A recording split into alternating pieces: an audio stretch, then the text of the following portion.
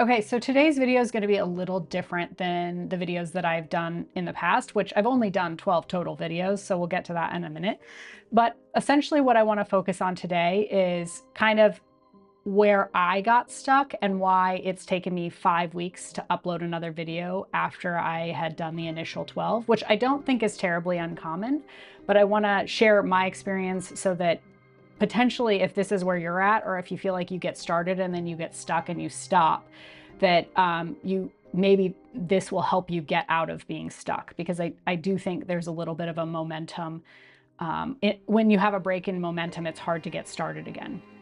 And so hopefully this will help you.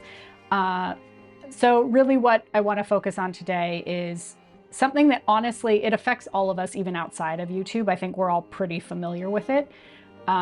Or if you're not, and you're like the very rare specimen of a human being that doesn't have this problem, please tell us how it's worked for you. But what I want to talk about today is analysis paralysis, because it is very easy when you start something to then want to do it better and to do it faster and to get good faster. And what I think happens to a lot of us along the way, it's an easy pitfall, is that we go and seek out a bunch of information, and then in an effort to get better, faster, sooner, we actually get stuck because we're trying to consume all of the information and then analyze it and then apply it.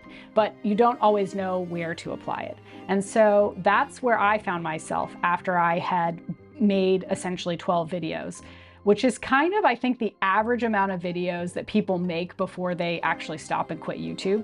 So this 13th video, while in a different vein and in a different style than the previous ones, is really kind of the critical keystone video for me to get past that hump, I would say, in my development. Maybe that's too premature to say, but that's what I'm going to go with. So as a backstory, I initially started this channel with the intent, like up front, I knew I wanted to treat this as a business, treat this as something that I wanted to grow.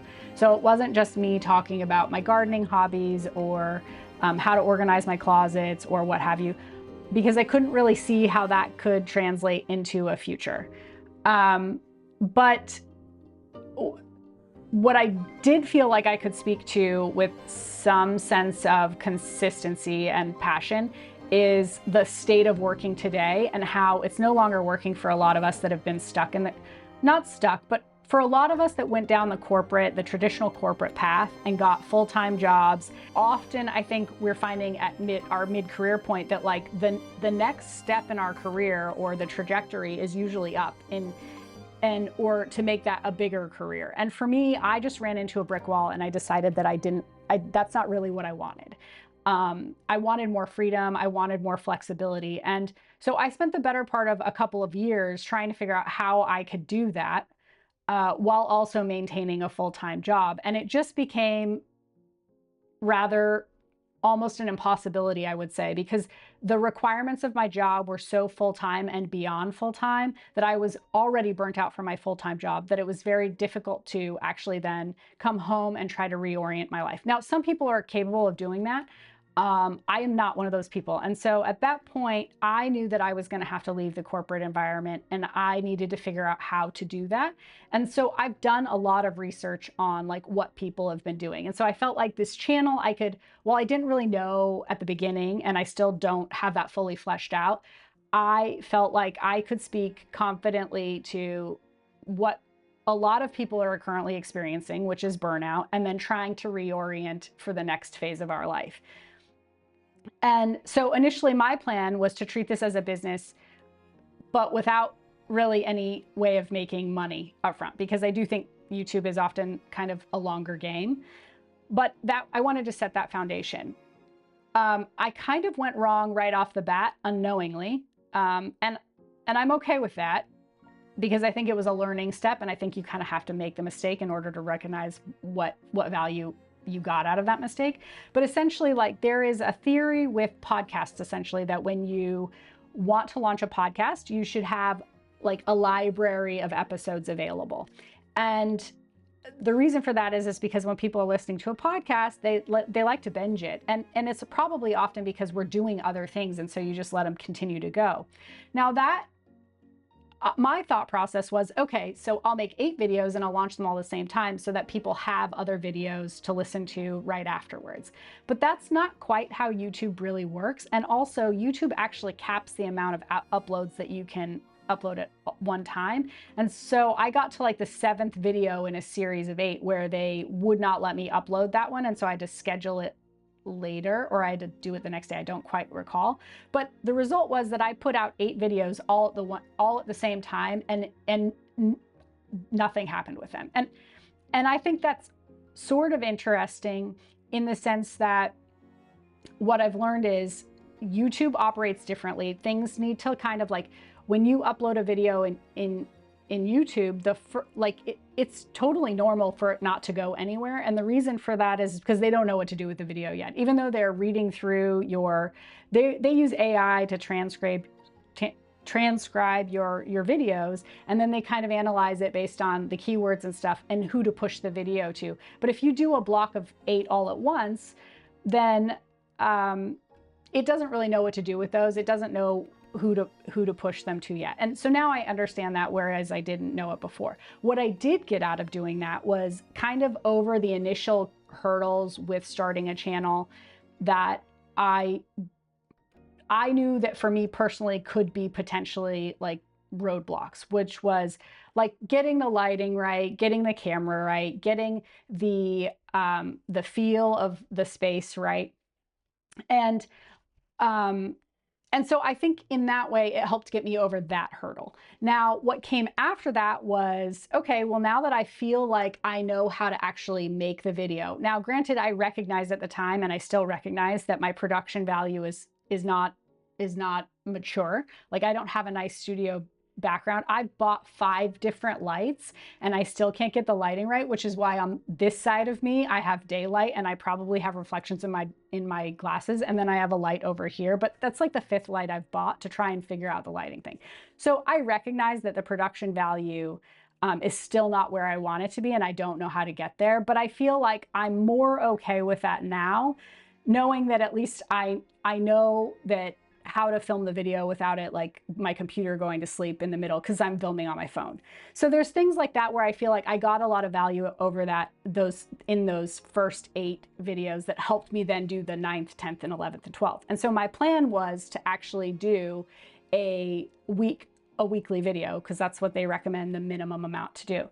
But where I went wrong was at that point, I was like, okay, I'm over this initial hurdle. Now I want to get good at it. And I'll reference Ali Abdaal here because he does part-time YouTuber Academy, and he does quite a few videos for new YouTubers on here. And something that recently I listened to him in one of his videos say was essentially first you have to get going, then you have to get good, and then you have to keep going. I don't know, I'll go back and figure it out. But essentially the get going part, he puts that at between 10 and 20 videos, but it could be more videos than that. And so that was a good, actually, like kind of a level set for me, because what I had overappreciated in all of like the videos that I had previously done was where I was at, because really I was very firmly in the get going stage of it.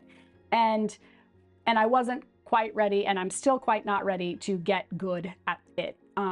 Which means I don't really need to be optimizing for it. So I had been, I bought a course, and I think oftentimes I love a good course. I think a lot of people love a good course, and you think that a course is the right path, and I think that courses are often the right path. So like, just level setting, like, I'm not here to say courses aren't a good idea. I think they're a great idea. I just think you have to know where you're at in the process of doing something before that being able to apply what you've learned in that course or what's available in that course or community is going to actually be helpful for you. And that's where I did, like, I think it was in July, I actually launched the 8 videos. And then also in July, I signed up for this course on how to do YouTube. And it just was too much all at one time. And it spun me into analysis paralysis super fast, because then I was like, okay, well, I need to watch all of the videos, and there's like 40 hours of content, maybe even more, because there's a bunch of bonus courses in there. And I'm not going to talk about the course because I think it's actually a great course, but I think it's the fact that I took a course, I got a course, and it distracted me from where I was actually at in the development process of this channel. And I think that's oftentimes where we all end up when we're doing something new that we haven't done before. And so if you're a new YouTuber, you might be in the same situation where you've done something, you've done some videos, you're not getting the feedback from the algorithm or the YouTube community yet because you haven't done enough videos for it to know what to do with your videos and who to push them to. And then also for you to be able to apply all that you're learning for where you're at currently. And so then what we do is we consume too much, we seek out information that we're not quite ready for, and then we get stuck because we're trying to figure out how to apply it when it doesn't just fit yet.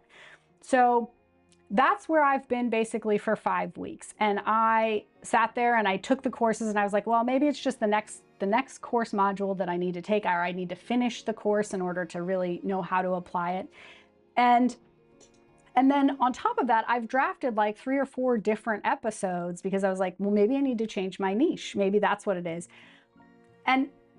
And while I may need to change my niche, I think it's probably still premature for me to know if I should change my niche. And the reason for that is because I don't have any feedback from the algorithm. Just being completely transparent, this channel, as of today, has 10 subscribers. And the most views I think I've gotten, like in that initial like 8 weeks, or I guess it would have been 5 weeks where I actually posted the 8 and then the additional 4 videos, was like 100 views, which is nothing in the world of YouTube and basically means your video went nowhere.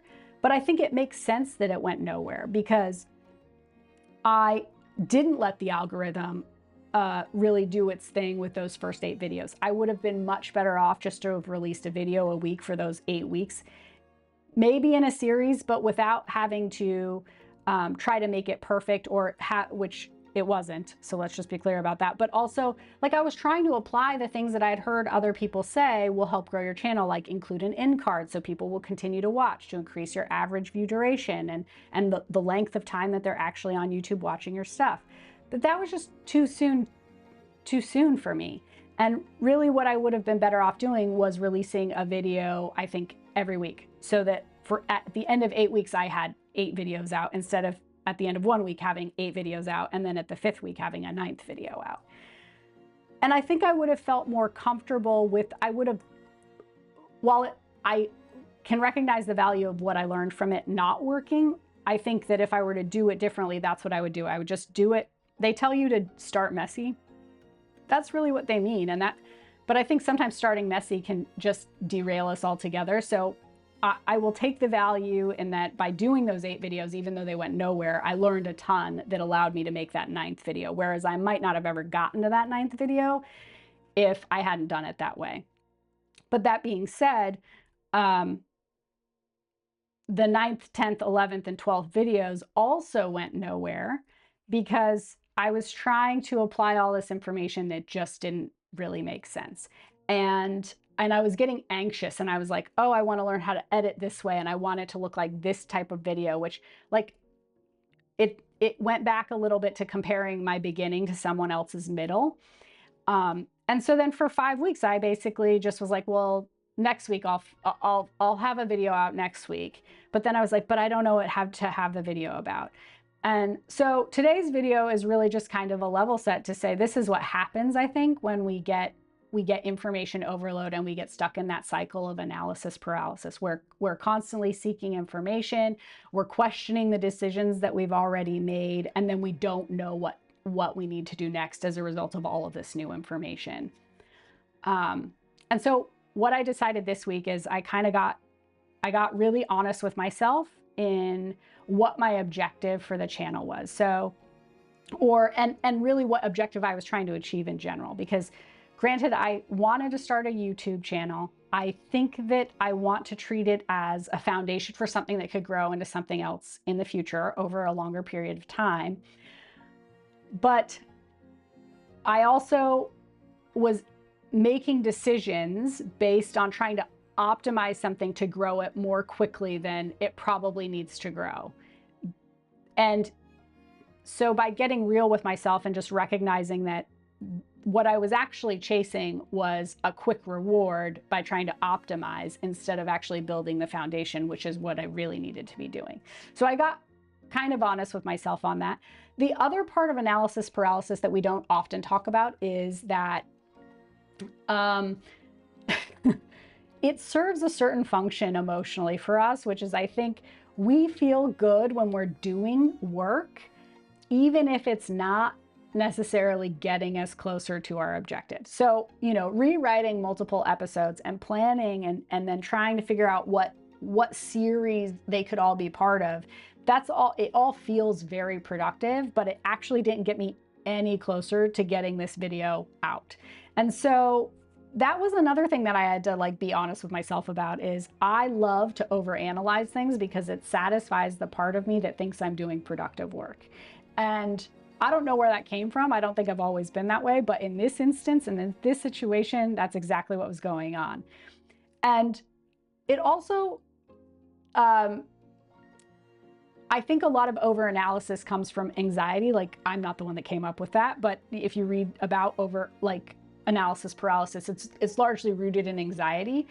But there's another part of that where it's if you're doing work that doesn't really get you closer to your goal or your objective, but it feels productive, you're satisfying that anxiety while also avoiding the other less desirable emotion of disappointment, of it not going where you want it to go.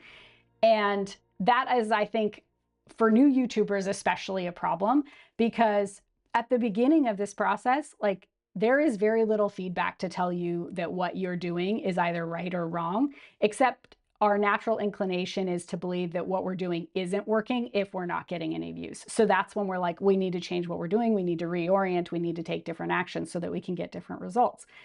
And I think that's generally true, but I think for new YouTubers specifically, it's not quite right.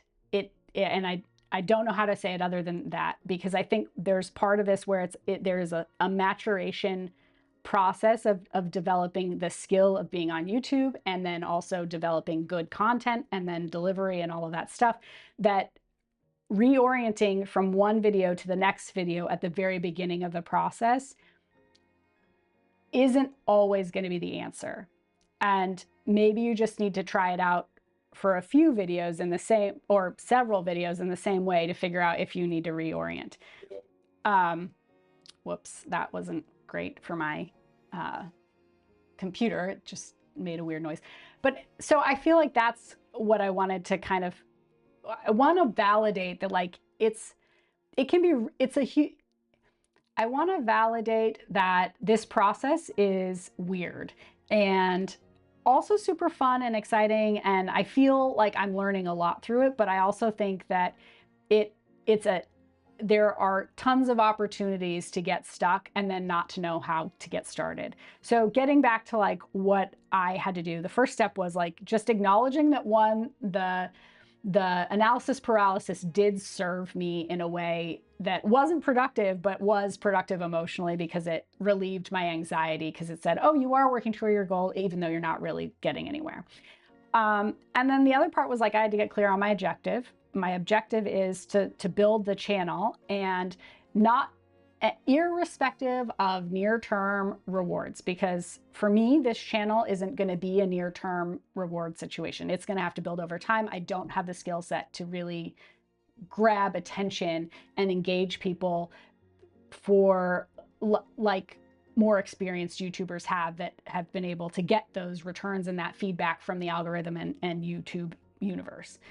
And then the third thing was that I had to understand what the next decision was that I actually needed to make to achieve that objective. And in this case, it was, okay, so now that I know that my objective is just to do YouTube, the next decision I have to make is well, what is the video going to be on? And since the video, I've already made the decision to make YouTube videos on this. I'm ignoring all of the discussion or the internal dialogue about like changing my niche at this point, and I'm just making a video. And I adjusted my metric from like using the traditional YouTube analytics to drive what my next video would be, which is what you would do if you were a mature channel. But at the very beginning, like literally my only objective now is, did I make a video this week and did I publish a video this week? And so once I've done that, then I can like kind of clear out a lot of the noise that's like in your brain when you get stuck in that fog of analysis paralysis. So that's where I'm at right now, where I've just decided I'm making a video this week. It doesn't have to be good or bad, and it will largely probably never be watched, but I'm doing the thing so that I can get closer, like actually closer to what my objective is, which is putting out a video and building a channel and a library of videos that over time, hopefully I will build on those skills. Now, my process, it might take me a while. I've never done anything like this, and I don't like social media. Like it's not that it's intimidating. It's just, I'm an introvert, and it can be kind of all at once all the time. And that's where I've largely shied away from it. The reason why I'm drawn to YouTube is because I feel like it is a skill set. Along the way, I am building a lot of additional skills. Like I'm going to work on my delivery. I'm going to work on how the technology all works together. I'm going to work on developing the hook and all of that stuff, but not yet. And so the next decision for me is like, what is the video I'm making? And that's where I decided this was the video. And then lastly, like I mentioned before, I'm just ignoring everything else. So for the first 10 to 30 videos, if you follow Ali Abdaal's advice, that's where I'm at. And this also largely aligns with like another concept that Flynn, who I think is a really useful resource, but like really kind of talks about, which is in his lean learning book. It's like, just find out exactly what you need to do to accomplish the next action that you need to take in the direction of the goal or objective you're trying to achieve. And then when you get to that step and you've done that, then you find more information. And that is not how I think we exist in the world today, just because we are constantly bombarded with information and we're consuming it through our feeds and email and text messages and friends and all of that stuff. So you kind of have to make a conscious decision that you are largely going to ignore everything that does not support exactly the next step or decision that you need to make in the direction of what you're trying to achieve. So this is long-winded, and I did this all in one take, and I'm probably going to upload it just as it is, but that's where I'm at this week. And I feel like if you have questions, please leave them in the comments below. I am happy to help if I can, or if you just want to talk about your own process and what's helped you get through this analysis paralysis, that would be great too, in the event that somebody does watch these videos someday. But anyway, thanks so much, and I hope you have a great day.